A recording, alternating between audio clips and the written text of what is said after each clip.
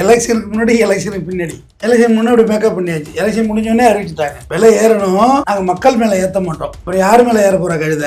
மக்கள் மேலே தான் விலை ஏற்றி ஆகணும். நீங்கள் ரேபிட்டோ இது மாதிரி வருமானங்களை வச்சு இளைஞர்கள் ஏதோ வாழ்வாதாரத்தை வந்து ஓட்டிகிட்டு இருக்காங்க. அதுவும் இல்லைன்னா சுத்தமாக காலி, வருமானமே இருக்காது. பழையபடி பணக்கார நிம்மதியாக வாழலாம் அந்த நாட்டில், ஏழை நிம்மதியாக வாழ முடியாது, மிடில் கிளாஸ் நிம்மதியாக வாழ முடியாது.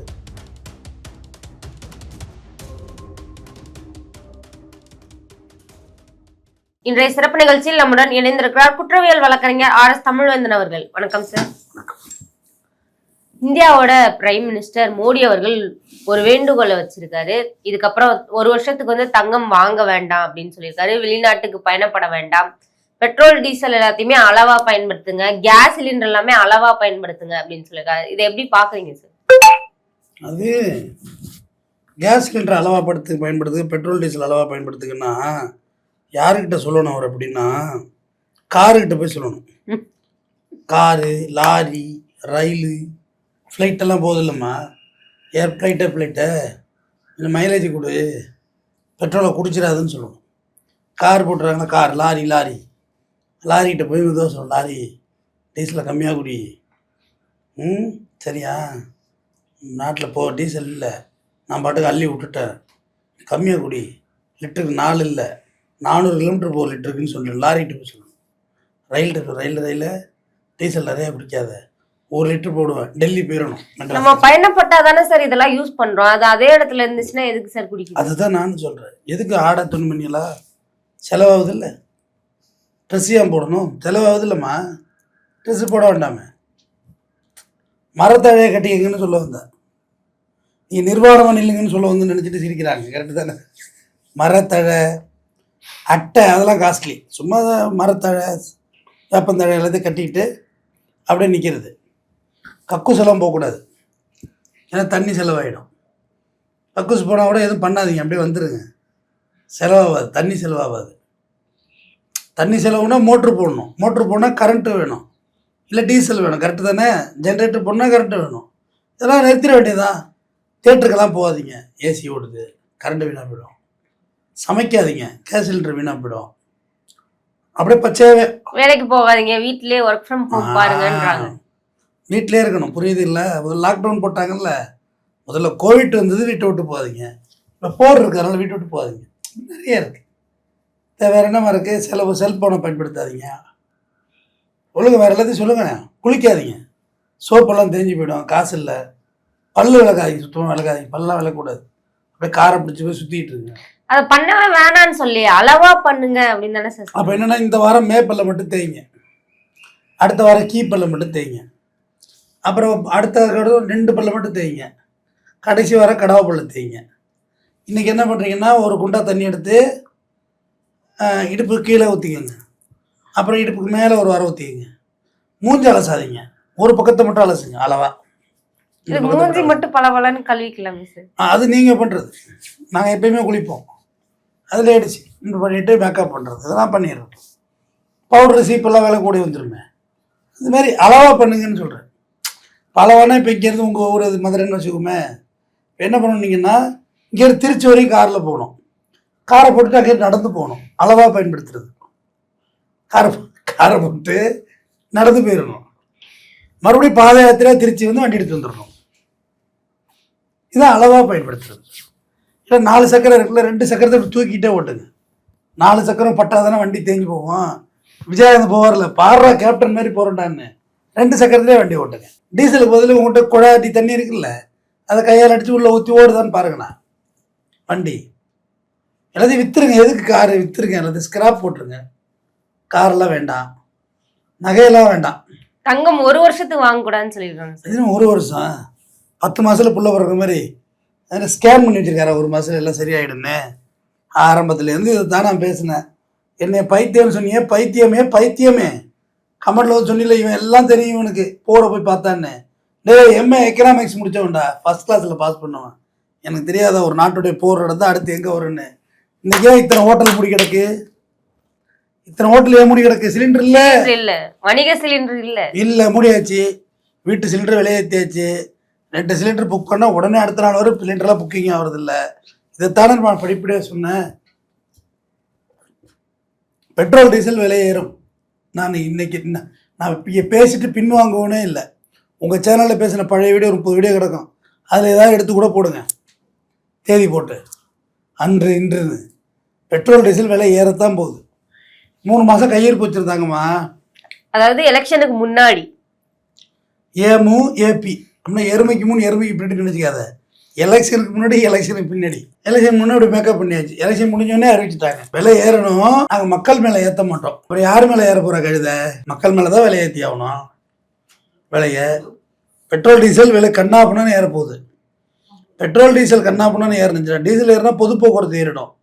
நீங்கள் ரேபிட்டோ இந்த மாதிரி வருமானங்களை வச்சு இளைஞர்கள் ஏதோ வாழ்வாதாரத்தை வந்து ஓட்டிகிட்டு இருக்காங்க. அதுவும் இல்லைன்னா சுத்தமாக காலி, வருமானமே இருக்காது. அதுபோல் டீசல் விலை ஏறினா என்ன ஆகும்? இப்போ வந்து ஒட்டஞ்சத்திரம் மார்க்கெட்லேருந்து மெட்ராஸு காய்கறி வந்து வச்சுங்களேன், காய்கறி விலையெல்லாம் காய்கறி விலை ஏறும். இப்போ பால் எங்கே உங்கள் எங்கேயே இருந்து உங்கள் வீட்டிலே வருதா டைரி ஃபார்ம்லேருந்து? அது ஒரு 150 கிலோமீட்டர் 200 கிலோமீட்டர் டைரி ஃபார்ம்லேருந்து வரணும். அடுத்து பால் விலை ஏறும். அப்போ அதில் மூலப்பொருட்கள் விலை ஏறப்போகுது. விலை போடணுன்னா காய்கறி விலை ஏறிடும். விவசாயிட்டு என்னமோ கிலோ 60 ரூபாய்க்கு தான் தக்காளி இருக்கிறான். நம்ம இதில் கிலோ 100 ரூபாய்க்கு விற்கும். இப்படியா ஒன்று விலையேற்றம் ஏற்படும். விலையேற்றத்தை சமாளிக்கிறது நம்மள்ட்ட காசு இருக்காது. பழையபடி பணக்காரன் நிம்மதியாக வாழலாம் அந்த நாட்டில், ஏழை நிம்மதியாக வாழ முடியாது, மிடில் கிளாஸ் நிம்மதியாக வாழ முடியாது. இதைத்தாம நான் அப்பையிலேருந்து சொன்னேன். வெளிநாட்டுக்கு போக இவ்வளோ பெரிய பிரியாணி கடை, SS பிரியாணி கடை தெரியுமா உனக்கு? சூப்பராக இருக்கும். 270 ரூபா கொடு, 4 பேர் சாப்பிட்லாம். சிக்கன் பிரியாணி இவ்வளோ கொடுப்பான். மட்டன் பிரியாணியே கிடையாது அந்த கடையில். பிரான்ச் ஓப்பன் பண்ணது இப்போ தான். காரணம் மட்டனுக்கு சிலிண்டர் இல்லையா, ஆனால் வேக வைக்க எல்லா இடத்துலையும் பிரச்சனை இருக்குது தானே. மக்கள்கிட்ட சொல்லுங்க, விஜய் தான் ஜெயிச்சுட்டார், அவர் விட்டு அடுத்த டாபிக் வாங்க. பிரியாணி இல்லை. அப்போ நாடு எங்கே போகுது? நாடு நாசமாக போகுது. இப்படியே ஒன்று பிரச்சனைக்கு உள்ளதாக ஆகிட்டே இருக்குமா? ஒரு விஷயமா இந்த மாதிரி ட்ரபிள் மேட்டிக் ஆகிட்டே இருக்குது. ஸோ இப்போ நகை வாங்காதீங்க. இப்போ கல்யாணம் காட்சி, இப்போ எனக்கு ஒரு ஃபங்க்ஷன் தம்பி. இப்போ உண்மையிலே சொல்கிறேன், நகை கடை போய் பார்த்தா அங்கே நம்ம வாங்க போனதே ஒரு கொஞ்சம் வெயிட்டான நகை தான். எப்படி மக்கள் வாழ்வாங்க அங்கெல்லாம்? யாருமே மிடில் கிளாஸ்லாம் இல்லைம்மா. அந்த கடையை பார்த்தவங்க நான் தான் மிடில் கிளாஸ் இல்லை, பையன் மிடில் கிளாஸ் தெரியல, ரொம்ப ஹைஃபையாக தெரிறாங்க. அவங்களும் டிசைனுக்காக எடுக்கிறாங்க. அவங்களுக்கு புளிச்ச வைப்போம், தொப்புள் மேலே கஞ்சி. நமக்கு பசியை வைப்போம்.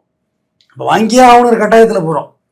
நமக்கு நகை டிசைன் கூட பார்க்க தெரியாது. எனக்கு இத்தனை கிராம அதுக்கு நகை எடுங்க, அவ்வளோதான் கணக்கு. வேறு எதுவும் நகை தானே, அதுலேயும் டிசைன் பார்க்குறாங்க, அது பார்க்குறாங்க, கூல்ட்ரிங்க்ஸ் கொடுக்குறாங்க, வாட்டர் பாட்டில் கொடுக்குறாங்க. ஒரு செக்ஷனுக்கு போனாலும் வாட்டர் பாட்டில், ஒரு செக்ஷனுக்கும் வாட்டர் பாட்டிலுமா கொடுக்குறாங்க, ஜூஸ் கொடுக்குறாங்க, காஃபி டீ. நகையில் கடையில் வேலை பார்க்குற பொண்ணு கழுத்தில் வெறும் கருவமணி தான் கிடக்கு. நகை இல்லை. நகையை வாங்காதீங்கன்னு பிரதமர் சொல்கிறாரு. நகையாக விலையேறுது, அந்த விலையேற்றத்தை எப்படி கட்டுப்படுத்தணும் அப்படின்றது தான் இங்கே பொருள். நகையை ஒரு எடுத்து வாங்காதீங்க. இல்லைங்கய்யா, நான் ஒரு எடுத்து சாப்பிட்லங்கய்யா, அதோட நம்ம எல்லாருக்கும் மருந்தை கொடுங்க, மருந்தை வாங்கி கூட செத்து போகிறேங்க, யாருமே இருக்க மாட்டாங்க. செலவாகாதல் நாட்டுக்கு. ஏன் அவ்வளோ செலவு? அந்நிய செலவானியே கையில் வச்சுக்கணும்னு பார்க்குறாங்க சார். டாலரில் இன்வெஸ்ட் பண்ண வேணாம், நம்ம நாட்டில் இருக்கிறது நமக்குள்ளே பதுக்கி வச்சுக்கலான்ற மாதிரி தான் சார் சொல்கிறாங்க. அப்போ நகையை நீங்களே உற்பத்தி பண்ணி கொடுங்க. இத்தனை வருஷம் ஆகி என்ன பெட்ரோல் டீசல் குருடாயிலுக்கு அடுத்த நாட்டில் கையேந்திர நிலைமையில தான் நாடு இருக்கா? நகையும் தான். உங்கள்கிட்ட ஒன்றுமே இல்லையா? எங்கள் நாட்டுக்கு வாங்குற பீரங்கியே வெளிநாட்டில் வாங்குறீங்க, நம்ம நகை வெளிநாட்டில் வாங்குறதுல ஆச்சரியம் இருக்குது. ஏன் இங்கே இன்ஜினியர்ஸ் படித்தவன் இல்லவே இல்லையா? பீரங்கி தயாரிக்க தெரியாதா? இந்த நிலையில தான் நம்ம எல்லாம் பாதுகாப்பாக இருக்கும், பத்திரமா இருக்கும். கவலைப்படாதீங்க. எப்பா நீங்கள் அந்த வார்த்தையை சொன்னாதாப்பா இங்கே பயமாக இருக்கு. நீங்கள் கம்முன்னு இருங்க, நாங்கள் நிம்மதியாக இருப்போம். பாதுகாப்பாக இருக்க, பயப்படாதீங்க. முதல்ல சொன்னாங்களே, வீட்டிலே இருக்க, வீட்டில் விட்டு வெளில போதீங்க. வீட்டிலே இருப்போம். ஏன் பயத்தை அப்படி போட்டுறது? கோவிட்டை விடவா நான் அரசியல்வாதிகள், அரசு எந்திரம் மேல் நம்பிக்கை போய் ரொம்ப நாள் ஆச்சு எனக்கெல்லாம். இவர்களால் நம்மளை எதுவுமே செய்ய முடியாது, காப்பாற்றவே முடியாது. நம்ம யாரையும் கொல்ல வேண்டாம், யாரையும் அடித்து பிடுங்க வேண்டாம், ஒழுக்கமாக இருப்போம், வேலைக்கு போவோம், நம்ம முடிஞ்சளவு சேர்த்து வச்சுப்போம், சாப்பிட்டுப்போம், அவ்வளோதான். இவங்க எதுவும் செய்ய போகிறாங்களா? நான் நம்பவே இல்லை. இவங்களால எதுவுமே செய்யவும் முடியாது. இந்த ஒரே நாளில் சொல்லிட்டாங்களே, நகை வாங்காதீங்க, பயணங்களை குறைங்கள். பிரைவேட் செக்டார்ஸ்லாம் ஒர்க் ஃப்ரம் ஹோம் பாருங்க.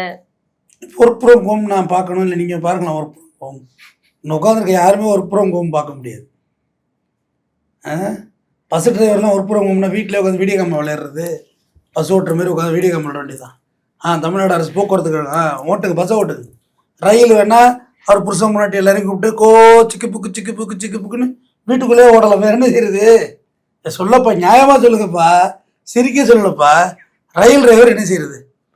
எல்லாரும் கூப்பிட்டு வேண்டிய சித்தப்பா உள்ள சுக்கு சுக்கு. அனாவசிய பயணங்களை தவிருங்கள் அப்படின்னு சொல்றாங்க. அனாவசிய பயணம் அத்தியாவசிய பயணம் நீங்க எப்படி முடிவு பண்ணுவீங்க?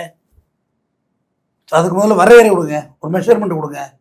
இது அனாவசியம், இது அத்தியாவசியம். எனக்கு காலிலேருந்து இந்த இடம் வந்திருக்கு வரை எல்லாமே அத்தியாவசிய பயணமாக இருக்குது. சைதாப்பேட்டை கோர்ட்டுக்கு போனேன். வடபழனியில் வந்து ஒரு மனுஷனை பார்த்தேன். அவர் வந்து அங்கேருந்து இல்லை பில்லரில் இருக்காருன்னு சொன்னாங்க. பில்லருக்கு போனேன், பில்லர் சாப்பிட்டேன், இங்கே வந்திருக்கேன். இதில் என்ன செய்யலாம்னு சொல்லுங்கள். இல்லை சக்திமான் மாதிரி அது சக்தி கொடுங்க, சுழண்டு போயிட்டுருக்கோம். எல்லாருக்குமே அத்தியாவசிய பயணம்னு இருக்காது இல்ல சார். ஒரு சிலர் வீக்கெண்ட்ல வெளியே போறாங்க, அது ஒரு ஆள் போறதுக்கு கார்ல. அது அனாவசியம்னு சொல்றது நீங்க யாரு? வீக்கெண்ட்லாம் அவனுக்கு ஃபன் பண்றது போறான், பிரெயின் வந்து இரிட்டேட்டா இருக்கு, அவன் போறான். இப்போ ஆம்புலன்ஸ் வந்துமா அங்கே அடிபட்டு கிடக்குறாங்கல்ல, அவங்கள ஏற்ற போகுது இல்லைம்மா, அது அனாவசியம்னு சொல்ல முடியுமா? அதை எப்படி சொல்லுவாங்க? அங்கே போயிட்டு இருந்து ஒரு அத்தியாவசியம். அப்போ இங்கேருந்து ஆம்புலன்ஸ் கட்டியாக எடுத்துகிட்டு போகிறதுன்னு கேட்குறேன். வீட்டுக்கு வீடு மாட்டு வண்டி கொடுங்க, மாட்டு வண்டி கொடுங்க, ஏறி உட்காந்துட்டு போயிட்டு இருக்கோம். மாட்டுக்காரவே இல்லான்னு சொன்னபடி கேளு பக்கர் பண்ணாதுன்னு வண்டியில் மாட்டு வண்டியில் போகிறோம். எல்லாத்தையும் ஒழிச்சு கட்டிவிட்டு வளர்ச்சி வளர்ச்சி வளர்ச்சின்னு என் கையில் எல்லா கேஜெட்டையும் கொண்டாந்து கொடுத்து டெவலப்மெண்ட் டிஜிட்டல் மணி சொன்னீங்க. டிஜிட்டல் மணியெல்லாம் வந்துருச்சு, மணி தான் இல்லை. ஜிபே ஊபே எல்லா பேவும் இருக்குமா, பட் மணி பே இல்லை, எல்லாம் இருக்குது செல்லுக்குள்ள. இது ஒரு பொறுப்பான பிரதமர் சொல்கிற வார்த்தையாம்மா? அது ரேட்டு யார்? நம்ம அட்வொகேட்டு இந்த நாள் பார்த்தோம்டா, ஒரு அட்வொகேட்டுமா பெட்ரோல் டீசல்லாம் விலையேறுதுன்னு பற்றி பேசிகிட்டு இருந்தோம். நான் பொதுவாக எல்லார்ட்டையும் ஆர்கியூ பண்ணுறது இல்லை, ரொம்ப மன உளைச்சலாக இருக்குது பேசினால. உங்கள்கிட்ட பேசி என்ன போகுது? குளோபல் வார்மிங் அதிகரிக்குது, அதனால் மோடி வந்து பெட்ரோல் டீசல் விலை ஏற்றுறாரு. விலை ஏறிட்டால் டீசல் பெட்ரோலை போட மாட்டாங்க,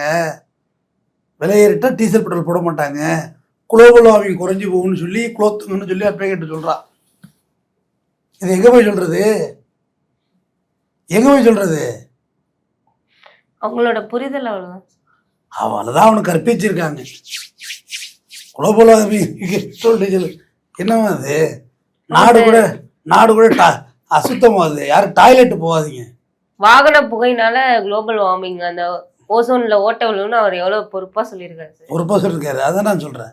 கழிவுகள் அதிகரிக்குதுன்னா என்ன செய்யணும்? கக்கூஸ் போகாதீங்க, யாரும் சுத்தியம் போகாதீங்க. போனா தானே கழிவு அதிகரிக்குது. கக்கூஸ் போகாதீங்க. கண்ட இடத்துல யூரின் அடிச்சு வைக்கிறீங்க, ஒரே நாற்று அடிக்குது. ஒரு தகரடப்பா பார்க்கக்கூடாது, அங்கே யூரின் அடிச்சு வச்சிருக்கீங்க. யூரின்லாம் போகாதீங்க. நாடு சுத்தமாக இருக்கட்டும் சொல்ல வர்றேன். எச்சு துப்பாதீங்க. சளி வந்தால் துப்பாதீங்க. கற்பனை பண்ண முடியாது. 60 ரூபாய் பேச ஆரம்பிச்சிருவேன். சளி வெளிநாடுலாம் இம்ப்ளிமெண்ட் பண்ணிருக்காங்களா சார்? சளியை துப்பாம முழுங்கிறதா? எச்சில வந்து ரோட்ல துப்பாம இருக்கிறது. அது துப்புறது ஒரு இடம் கொடுத்துருப்பான், கக்கூசு போகிறதுக்கு ஒரு இடம் கொடுத்துருப்பான். இங்கே பஸ் ஸ்டாண்டு கக்கூசில் போயிட்டு வந்தால் வெளியில் வர முடியல, அவ்வளோ அநாகரியமாக இருக்குது. என்னம்மா வெளிநாட்டில் இம்ப்ளிமெண்ட் பண்ணிட்டாலாம் பேலாமல் இருக்கிறதுக்கா? சொல்லு தாய் குலமே சொல்லு. உன்னை பேச்சை நான் அவளோட கேட்க காத்திருக்கிறேன். பேலாமல் இருக்கிறது ஐடியா கொடுத்துருக்கானா? இல்லை இதெல்லாம் சென்ட்ரல் கவர்மெண்ட் இம்ப்ளிமெண்ட் பண்ணுங்க. நீங்கள் இதெல்லாம் செய்ய சொல்லாதீங்க. எங்களை செலவு அதிகரிக்குது இல்லைம்மா. இதனால பாதிக்கப்படுறவங்கன்னு இருக்காங்களா சார்? நகைக்கடை உரிமையாளர்கள், அதில் வேலை செய்கிறவங்க, வருமானம் வந்தால் தானே சார் அவங்களுக்கு வேலை இருக்கும். ஆமாம்மா, அவங்க அடுத்த வேலை சாப்பாட்டுக்கு வழி இல்லை. உங்கள்கிட்ட தான் வந்து கேட்குறாங்க. அம்மா உணவகத்தில் போய் நிற்கிறாங்களா, இல்லை அங்காடியில் நிற்கிறாங்களா? பாதிக்கப்படுறது நம்ம தான், பாதிச்சு கிடக்குறோம்மா. ஏற்கனவே தங்கம் விலை ஏறினதுக்கு அப்புறம் எத்தனை பேர் தங்கம் வாங்குறாங்க? நான் கூட வாங்கியிருக்கோம்மா. பட் அது நிலை என்ன கண்டிஷனில் வாங்குறது? 2000 ரூபா விற்ற பவுன் எனக்கு விவரம் தெரிஞ்சதுலேருந்து நீ 1,50,000 ரூபா விற்கிது. எப்படி விலையேறிச்சு இல்லை. இப்போ சொல்லிடக்கூடாது இல்லை, 15 வருடத்துக்கு முன்னாடியே சொல்லியிருக்கணும். நகை வாங்காதீங்க, விலை ஏறிட்டு அப்படின்னு சொல்லியிருக்கணும்ல. எதையுமே கட்டுப்படுத்தலை. அவன் பாட்டுக்கு ஈரான்காரன் என்ன கொடுத்துக்கிட்டு இருந்தான். ஏதோ ஒரு ஃபைல்ஸை பார்த்து போய், ஃபைல்ஸ்னாலே பயம்தான் வருது. ஃபைல்ஸ்னால் எங்கேயும் குடல் இறக்கத்தை சொல்லலை, ஃபைல்ஸ், எப்ஸ்டீன் ஃபைல்ஸ். அவனை ரஷ்யாவிலேருந்து கையெழுத்தை முறிச்சு யூஎஸில் போட்ட ரஷ்யாக்காரன். ஓ அப்படியா, வந்து வாங்கிக்க, சப்சிடிலாம் கொடுக்க மாட்டேன், அதே காசு தான் கொடுப்பேன் அப்படின்ட்டு அவன் ஒரே நாளில் டெய்லி 100 வீடியோ வெளியாகுது தம்பி எப்ஸ்டீன் ஃபைல்ஸ்னு. அதை பற்றி யாருமே பேச மாட்டாங்க தம்பி. 100 வீடியோ வெளியாகுது அந்த குழந்தைகள் வீடியோ. யாராவது ஒரு சர்வதேச நீதிமன்றம், நம்ம என்ன செய்ய முடியும் சொல்லுங்கள்? சர்வதேச நீதிமன்றம் தலையிட்டு கேட்டிருக்கணும்ல, யாருமே கேட்கல. டெய்லி வெளியாகிட்டு இருக்கு. கொடூரமாக இருக்குது, பார்க்கவே சைக்கிளை வெளியாகிட்டே இருக்குது எப்ஸ்டீன் ஃபைல்ஸு. இன்றைக்கி ஒரு பிரதமர் இதெல்லாம் வாங்காதீங்கன்னு சொல்லிட்டாரு. கல்யாணம் காட்சி புள்ள குட்டி பக்கத்தில் கல்யாணம் காட்சி பண்ணாதீங்கன்னு ஒரு அறிவிப்பு கொடுத்துடலாம். சூப்பராக இருக்கும். என்ன சொல்கிறீங்க? மக்கள் தொகை பெருக்கத்தை கட்டுப்படுத்த ஒரு அருமையான வழி அதுமா. கல்யாணமே பண்ணாதீங்க. நகை ரேட்டுக்கு கல்யாணமே பண்ண வேணாம்னு தான் சார் இருக்காங்க எல்லாரும். அது என்னவோ தான். நகை ரேட்டை பார்த்தா எப்போ இது மட்டும் ஆச்சரியப்படுறது இல்லைம்மா. இன்னும் 10 வருஷம் நான் 2030 டார்கெட்டை சொல்லியிருக்கேன். பவுனு 10 லட்ச ரூபா விற்கிதா இல்லையான்னு மட்டும் பாருங்கள். 4 வருஷம் தான். என்னை கிறுக்கு போய் நினைக்காதீங்கடா, கிறுக்கு போயிலுங்களா? நீங்கள் சொல்கிறவங்க தான் கிறுக்கு போய். சிங்கமுத்து சொல்லுவார்ல, எப்பா இந்த செருப்பு இருந்தான்னு பொண்ணு தானேப்பா. ஆமாப்பா, செத்து போனால் எனக்கு தான் டேய் அதுக்காக சாவ சொல்கிறேன்னு. என்ன கிறுக்கு போயெல்லாம் என்னை போலீஸ் பிடிக்காதுன்னு சொல்லுவார் தெரியுமா? சிங்கமுத்துமா அதுமாரி சொல்ல வர்றேன். சிங்கமுத்து இல்லை, சிங்கம்புலி மாயண்டி குடும்பத்தில் சொல்லுவார்ல. நான் சொல்கிறேன், அன்றைக்கி சொல்கிறேன், அதுக்கு அவ்வளோ கிண்டல் கேலி பண்ணீங்கல்ல, போகிற போய் பார்த்தாரான்னு. ஏன் இன்னைக்கு என்ன ஒன்று மூஞ்ச வச்சுக்குவேன்? நான் அதே தான் சொல்கிறேன். 2020, 30, 26, 30 ஒரு பவுன் 10 லட்சம் ரூபாய் எழுதி வைத்துக் கொள்ளுங்கள். அன்று இன்று இந்த வீடியோ போடுங்க. நன்றி, வணக்கம். தொடர்ந்து பேசுவோம் சார். இதுவரை எங்களுடன் பல்வேறு கருத்துக்களை பகிர்ந்தமைக்கு நன்றி.